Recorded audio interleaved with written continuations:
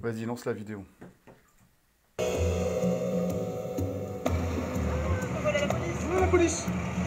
Bonjour. Salarié Carrefour. Tout ce qu'il vous faut habituellement. Là. La pression, les menaces, le chiffre d'affaires, le chiffre d'affaires, le chiffre d'affaires. Alors que vous n'êtes pas payé. Aujourd'hui, on va leur faire payer tout ce qu'ils vous font d'habitude.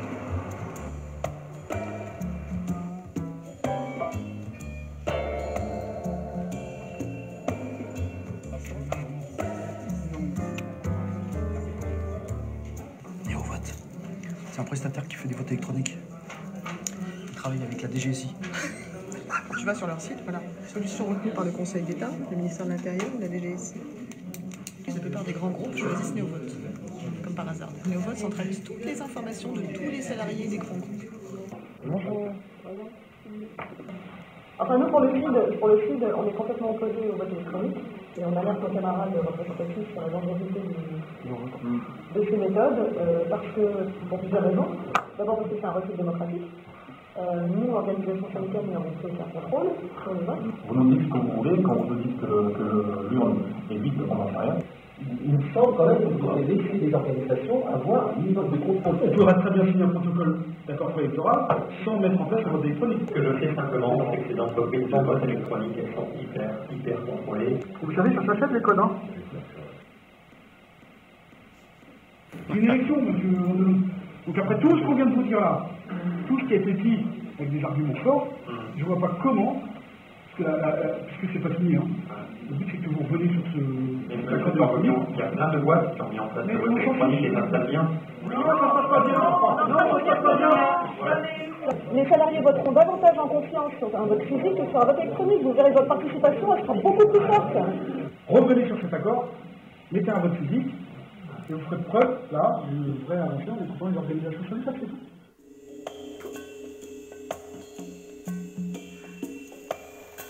Voilà, super.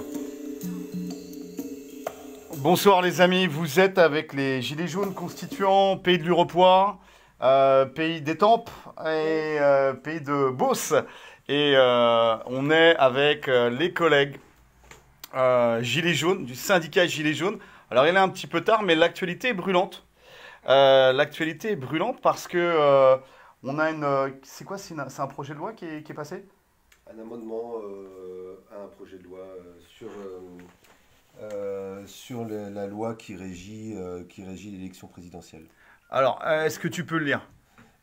Donc, il s'agirait d'une première en France. Ce mardi 16 février, le gouvernement a déposé devant le Sénat un amendement destiné à autoriser le vote par anticipation pour l'élection présidentielle de 2022. Ajouté au dernier moment à un texte sur l'organisation technique du scrutin présidentiel, cet amendement prévoit la possibilité pour les électeurs qui le souhaitent de voter dans certains bureaux via une machine à voter et à une date prévue par décret pris au plus tard le 6e vendredi précédant le scrutin. Donc voilà, donc on prévoit de donner la possibilité de voter par anticipation et via une machine électronique. Donc c'est une première en France avec tous les risques que ça peut comporter de sécurité et de Soupçons de fraude, de fichage, de malversation. C'est vrai que quand même les politiques aux ordres des cartels oligarchiques et bancaires nous ont habitués quand même à toute cette corruption et toutes ces magouilles. Donc c'est normal qu'on se questionne, on soit un petit peu questionniste là-dessus. Alors, on est avec les collègues, on va revenir là-dessus parce que vous avez expérimenté le vote électronique en entreprise et on en parlait ce soir juste après l'opération Montmartre. Pour vous, c'était un galop d'essai? Absolument. En fait, ça fait plusieurs années que les entreprises ont recours au vote électronique, donc entreprises privées ou publiques, enfin dans les administrations aussi, hein. Et qu'est-ce que c'est que le vote électronique en fait? C'est-à-dire que vous n'allez plus voter avec un petit bout de papier, vous n'allez plus voter par correspondance, vous allez voter sur une machine en ligne. Il n'y a plus d'urne en fait. Il n'y a plus d'urne réelle, c'est une urne virtuelle. Donc vous votez sur une machine, sur votre téléphone, sur un ordinateur, n'importe quoi. Donc, mais mon nom, il est associé alors à mon vote? Alors, dans les boîtes, en fait, ce qui s'est passé, c'est qu'il fallait l'accord des syndicats pour mettre en place le vote électronique. Et la plupart des syndicats signaient le vote électronique sans difficulté. Alors que c'est un recul démocratique, on va expliquer pourquoi. Donne les noms, s'il te plaît. Quel syndicat, tous, quel sociotraître? Tous, mais ça dépend des boîtes, en fait. CFDT, CGT, FO... tous dans différentes boîtes. Et on va expliquer pourquoi c'est un recul démocratique. Mais donc, avant, il fallait l'accord des syndicats. Et depuis Macron, quand il était ministre de l'économie, en fait, les lois Macron font que tous les employeurs peuvent mettre en place unilatéralement le vote électronique. Donc tout ça, ça a été un laboratoire pour ce qui va se passer au niveau national. Et c'est ce qu'on craint. C'est-à-dire qu'on fait voter les gens électroniquement dans les boîtes pour élire leurs représentants.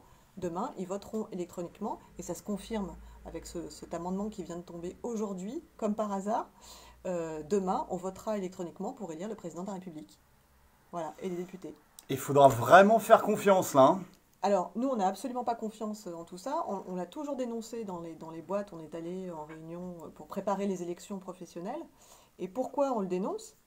Parce que ça dématérialise le vote. Donc, en fait, il n'y a plus aucun contrôle citoyen dans le cadre national, mais plus aucun contrôle des organisations syndicales dans les boîtes sur le vote. Il n'y a plus de dépouillement, puisqu'il n'y a plus d'urne.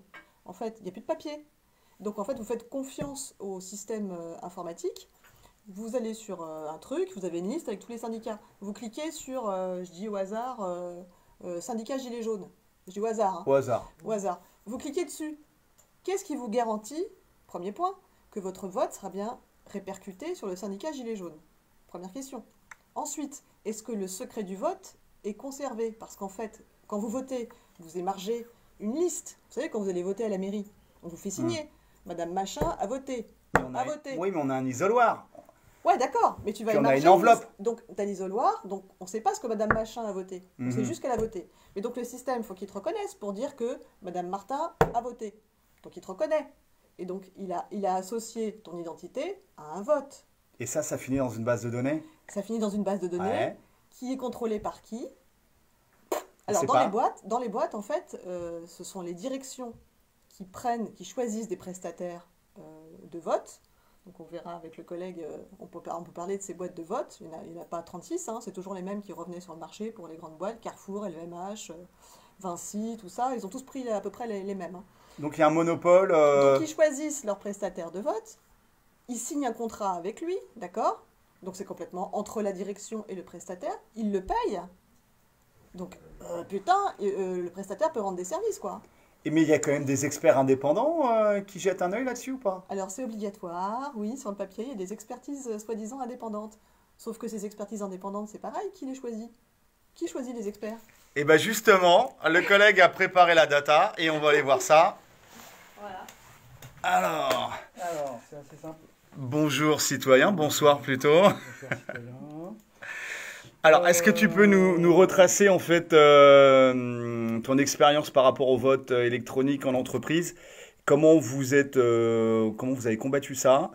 On t'a vu là sur la vidéo d'introduction. Et qu'est-ce que toi t'en tires? Toi, tu as bossé sur NeoVote et par rapport aux experts qui valident en fait l'indépendance entre guillemets de tout le process. Tu as fait des recherches? En fait, quand on va en réunion syndicale, ils nous présentent le prestataire. D'accord? Donc il y a un contrat de prestation. Et il y en a 3 ou 4 qui se partagent le marché en France, dont NeoVote c'est le plus gros. Donc on a pris NeoVote et en réunion on nous sort un protocole d'accord avec les modalités de vote, d'accord, de NeoVote. Et évidemment, nous la question elle arrive tout de suite sur la table, mais c'est expertisé par qui? Vous êtes questionniste? Évidemment, parce que nous on ne fait pas confiance. Parce que nous on leur a dit, dans ce cas-là, donnez-nous les votes, nous on va l'organiser le vote. Pourquoi ils ne nous feraient pas confiance à la limite? Pourquoi est-ce qu'on ferait confiance à un prestataire qui paye et qui est un peu louche? Parce que, Pourquoi tu dis que c'est louche? alors, quand vous avez un prestataire de vote qui travaille en partenariat avec le ministère de l'Intérieur, tu peux te poser des questions. C'est tout, moi je juste pose des questions. T'es questionniste. Bon, alors... Alors c'est NeoVote, hein, c'est ça? C'est un des prestataires les plus importants en France. Alors, 2 remarques avant d'aller sur l'expertise. Déjà, alors c'est NeoVote, hein, tout le monde peut aller regarder. Sur une des pages de NeoVote, il y a l'adresse des syndicats d'inspection du travail. D'accord? Moi, je m'interroge. Regardez, vous avez une belle carte de France. D'accord? Vous cliquez par exemple ici. Allez, on va prendre le 91. Vous avez l'adresse des syndicats. Pourquoi est-ce qu'il y a l'adresse des syndicats? Pourquoi on fait de la pub à ces syndicats? Pourquoi est-ce qu'il y a l'adresse des syndicats? On n'est pas Parce que c'est vachement pratique, du coup, tu les aides là, regarde, tu as l'adresse de tous les syndicats. C'est vachement pratique. Pourquoi il y a cette adresse-là sur le site de NeoVote? Qu'est-ce que ça vient foutre là? Donc déjà, premier indice. Alors eux, ils vont te répondre que effectivement, c'est pour que les entreprises contactent les syndicats pour leur envoyer des convocations d'accord, pour qu'elle puisse venir négocier le protocole d'accord électoral. C'est la loi. Sauf que la loi, elle dit que c'est les 5 syndicats représentatifs. Moi, il faut m'expliquer pourquoi il y a la FSU là. Voilà, il faut juste m'expliquer pourquoi il n'y a pas les autres petits syndicats indépendants comme nous, par exemple. Nous, on n'y est pas. Pourquoi est-ce qu'il y a la pub des syndicats? Bon, c'est une remarque. Mais voilà.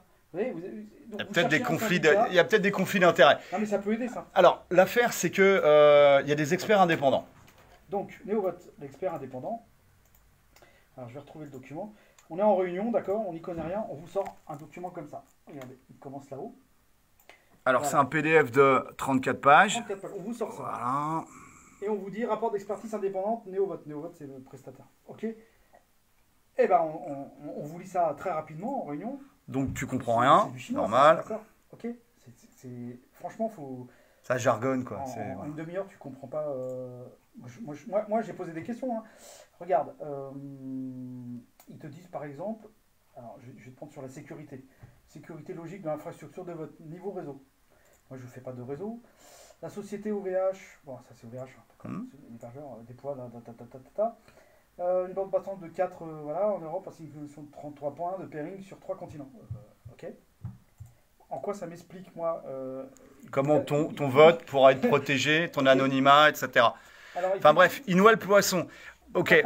Tu défiles. Va à la fin. Alors, évidemment, on comprend rien, d'accord? On pose des questions, on comprend rien.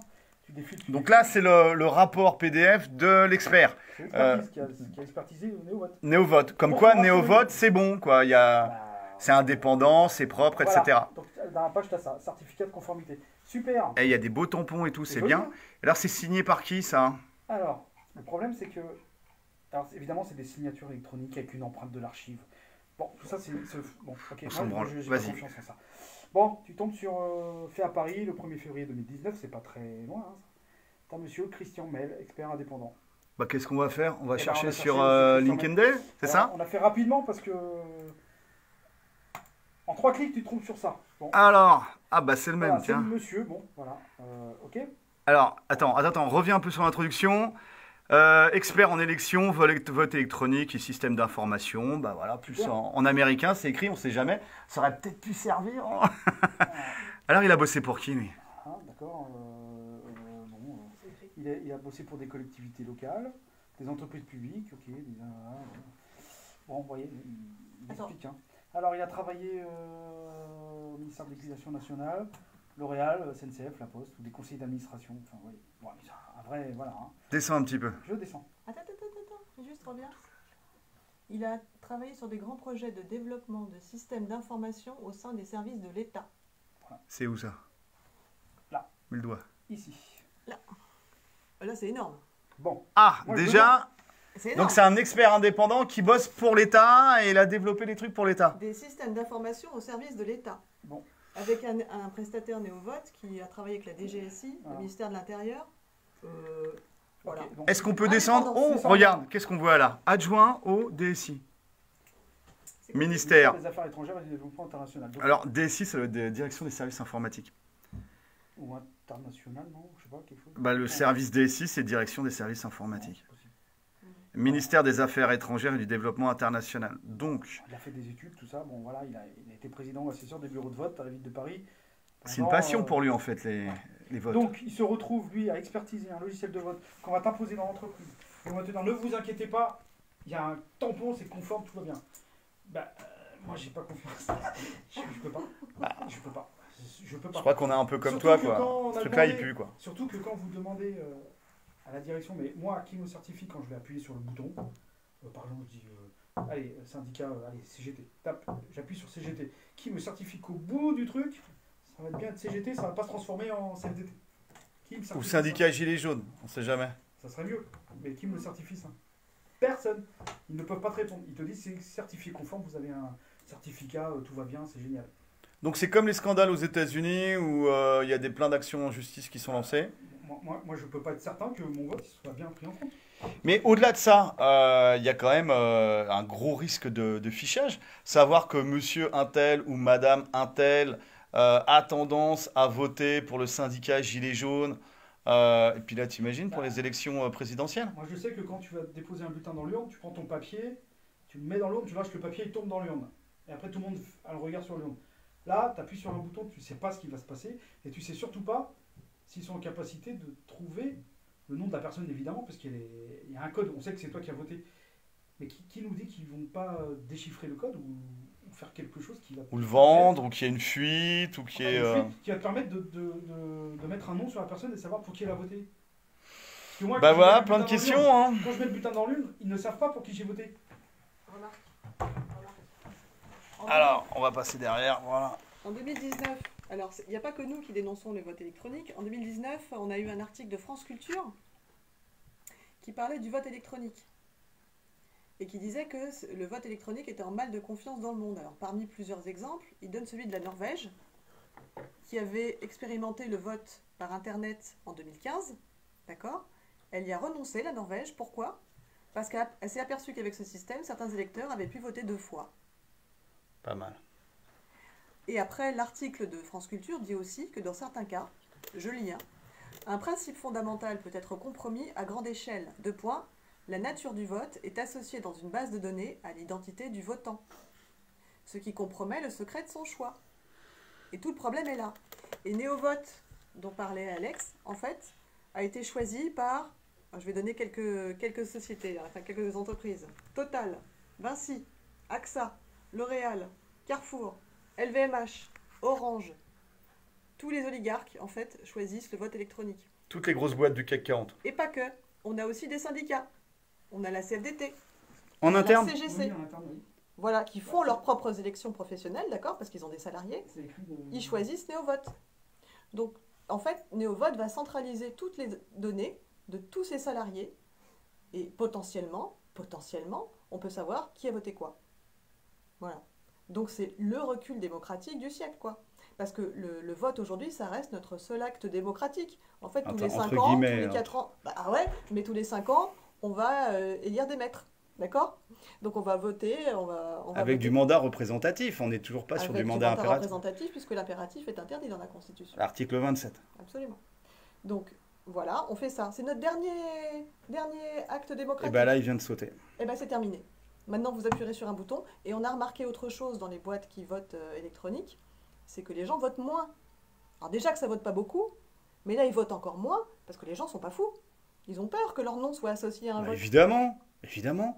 Puisque mais alors, informatique. est-ce que tu peux nous sortir les noms de ces syndicats ? Alors, ils sont dans la collaboration la plus totale, quoi.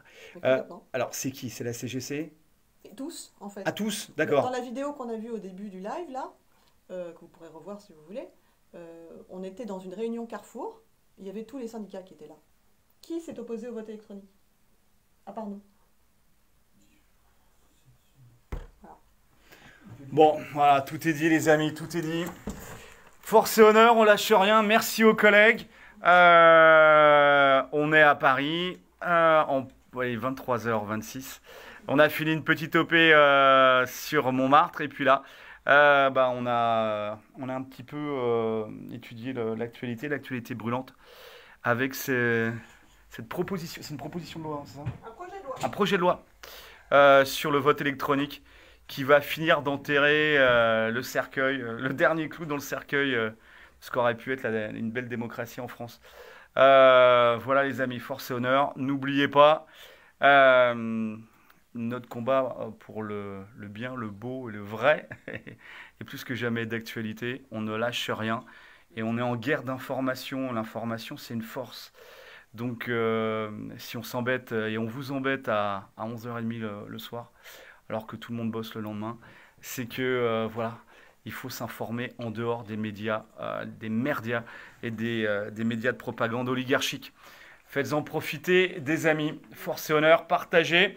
Et puis, si certains d'entre vous ont été désabonnés, on a eu pas mal de mails là-dessus, de messages. Vérifiez que vous êtes bien abonnés, parce que Facebook, il fait de la censure avec des algos. Donc, vérifiez que vous êtes bien abonnés. Force et honneur, on lâche rien. Pour la dignité, la justice et le bien commun. Aou ! Aou ! Mort à la dette. Mort à la dette à bas l'usure. Mort à la dette.